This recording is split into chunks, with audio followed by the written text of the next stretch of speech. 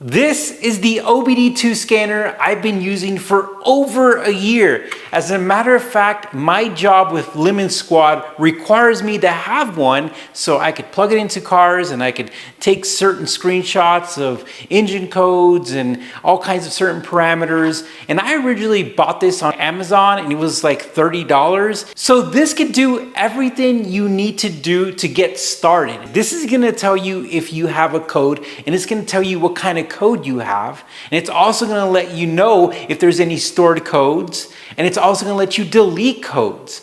All right, and the way it works is you connect it to your OBD2 port, and then you have to turn the ignition on, and then once it turns on, you're going to go ahead and press enter, and it's going to start to read things, and then it should tell us if we have an engine code. So we have no status off, no engine codes, and then we have our monitors there, and then we could press enter, read codes,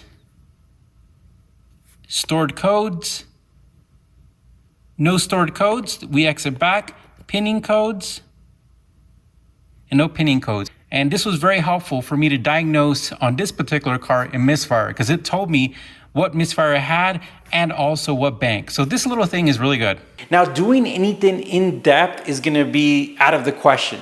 And the reason why is because most car manufacturers, their ECUs are locked. And back in the days when I said ECU, that meant one. And now cars have many of them. They can have up to like 20 ECUs. It's crazy. So a lot of people don't know about the OBD2 history. As a matter of fact, it is really based on the emissions law. Originally, when OBD2 came out around the mid-90s, they did it so people could connect to it to check the emissions for cars, and then it expanded over time. It expanded in the way that certain car manufacturers have certain parts of their car that are able to be communicated to that OBD2 port. And since cars are very computerized, it's really now the go-to part to connect to your vehicle. So this bad boy could do so much, and for 30 bucks, I could tell you right away that it works pretty well. Like, you don't have to spend a lot of money. I've used this on at least 30 cars, and it's really small. I throw it into my backpack, but it's not going to do very intricate things. You're not going to be able to reset an airbag light. You're not going to be able to, customize your suspension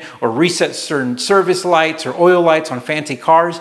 This is going to read your codes, past and current, and sometimes you could even delete stuff. Now that you know this works and it's been tested for a year by a master technician, myself, then you know it's good to go. So we're gonna put the Amazon affiliate link in the description. Pick one of these up, put it in your tool bag, and it's just a really cool tool to have. All right, guys, thanks for watching.